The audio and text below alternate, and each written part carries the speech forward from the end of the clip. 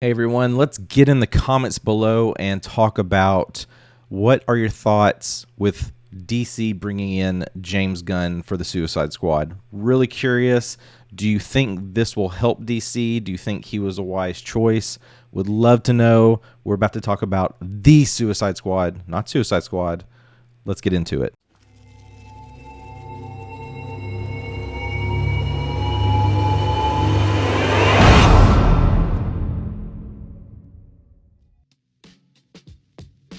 The Suicide Squad is directed by James Gunn, and we get a few familiar faces back as characters from the previous film, but we also get quite a few new faces and voices. So this film is out in theaters now and is also available on HBO Max for a limited time. All right, so the Suicide Squad, let's get into this. Before we dive into this, I'm going to try to make this one fairly short, but before that, I'm curious. I did talk about this already on some friends' channels, Studio 241. So let me know in the comments below. Did you come to my channel from that video, or are you a regular viewer? If so, be sure to check out their page. I'll link it below to the video. It's going to be a much longer discussion than what I'll talk about here. I just want to do high-level points. But be sure to check their channel out. Let me know in the comments below. All right, so let's get into the Suicide Squad. First things first. Was this better, or at least did I think this was do I think this is better than the last one, which is Suicide Squad? Yes. Is this a well-made film? It's a pretty good film. Did I like it? Unfortunately, I did not like this film. This is a very interesting case because my rating for this is actually going to be somewhat high, but even though it's a high rating, I still just did not enjoy this film. This is a tough one for me. I am a fan of DC. I really wish DC would figure out their path and kind of continue on it, but it's just been a struggle after struggle. And this one just, for me, it added to that struggle. Let's just go into it. Things that did not work for me. One was probably the writing. I think the writing really let this film down. You're getting a mixture of action and comedy, and unfortunately for me, the comedy aspect just did not work. What they did with a few of the characters, I never found it that funny.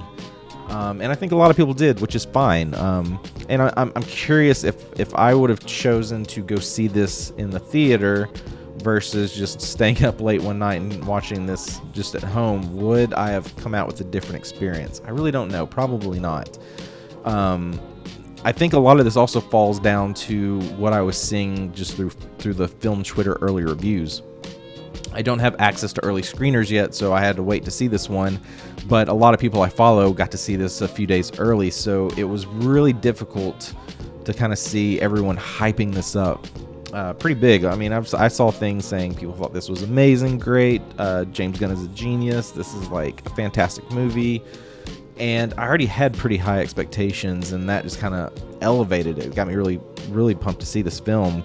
And that was probably a big mistake because just how this was opened and kind of getting into the characters, I was just like, what am I watching? The whole time at the end of it, I was just kind of thinking, are y'all sure we watched the same film? Because nothing in this film just did it for me. You do get a sense, it's an unfortunate thing, like, and I'm sure everyone probably saw this because Gunn directed this, but you do get that this is kind of like a cloned version of Guardians of the Galaxy for the DC verse.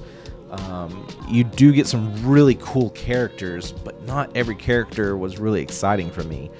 You get some depth, but for me, and we'll probably get into some minor spoilers. I mean, by the time I release this film has been out for a week, so I'm just going to say right now, if you haven't seen it and you want to, stop, go watch it, come back, but we'll probably get into some spoilers. But for me, like, I didn't care about Ratcatcher 2. I didn't really care to see the backstory there. I thought that was an odd choice. And the layers in this just become predictable with other characters and how things are set up. You just instantly know, like, I pretty much know exactly where this is going to lead to, especially when you know, like, the mission that they're going on early on, which is Project Starro, to go find and defeat Starro.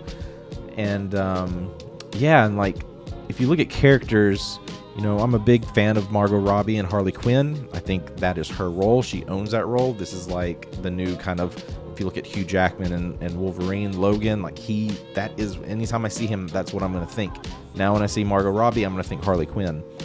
I don't think she was done very well in this film. She's more of a side character, and it's tough because you have so many characters you have to utilize, but in terms of the films that we've seen her as this character, this is probably the bottom of the list. You don't see her as much, and a lot of the core things I think you just see in like the trailer, which is very unfortunate. That was another thing. A lot of the bigger moments in this film you do get in the trailer, so it doesn't spoil everything, but to me it spoiled some of the big moments, especially for characters like Harley Quinn and King Shark. I was not a fan of King Shark. So many people are just raving about it. It just didn't work for me. Stallone as King Shark was great, but it's just tough to get around. Like, it's too forced that this is basically their version of Groot, and it's almost like a version of Groot and the Hulk combined. And King Shark's a known character. I was excited to see King Shark, and it would have been cool to see him utilized in a very different way, and again, it just didn't go for me. The other character that just didn't work for me was Polka Dot Man. I was very excited to see this. If you're an avid fan of Batman, like this is one of Batman and Robin's first villains. This is someone they faced before even seeing the Joker or Penguin or any of these main villains. But kind of changing up his role to make it more that he has some kind of like alien virus in him that creates these polka dots, and the whole thing with his mother, like I just didn't. That just wasn't for me. I just didn't care for any of that. That kind of like brought the movie down for me. It would have been cooler to see more of a closer comic-based representation. You look at Bloodsport. I thought Bloodsport was one of the better characters for sure. I would have preferred to see, instead of going this nano route with his suit, it would have been so much cooler to see, again, more of it closer to comic, where in the comic, he gets a tool from Lex Luthor that basically creates this portal that he can get whatever he needs. Again, this kind of goes back to the level of like DC just hasn't really figured out their path. If they had built up these characters early on, it would have made much more sense to have more of a stronger Lex Luthor, that we would see this before this film to give Bloodsport this technology, and that would have been really cool. It also sucks, like at the beginning of the movie, you hear this, when they're kind of meeting Bloodsport for the first time, that, oh, this guy put Superman in the hospital. Why can't we get a film on that? That just sounds incredible to see that on the big screen. It's just things like that. To me, it's like these little moments kind of like just make me wish for more from DC. And yeah, that's it. I mean, in regards with what worked for me, the chemistry between the characters worked really well. It is a fun movie. There are some really cool action scenes. There is a sequence with Bloodsport and Peacemaker where they're kind of trying to one-up each other, killing off these people in different ways. And there's a line that Peacemaker says at the end that just had me laughing, like literally laughing out loud. And that was one of the very, very few moments where I actually laughed. Everything else, I was just kind of. And going back to the second act was also very boring for me. I just think they could have tightened up the writing a little bit more and tried to go a little bit more in depth with some of the characters, and that could have elevated this. But it is what it is. This is an interesting film where it's not going to be for everybody, but I think it does bring something that DC fans, at least DCEU fans, have been missing, and that's a really fun and exciting film, because some of the past ones have been letdowns. But I hope that this kind of puts DC on the right path, and also if you step away from this story and look at it, with Gunn coming in, you look at the Marvel-verse, you're used to these post-credit scenes. We get two post-credit scenes, which one basically links into a series that we already know that's been announced.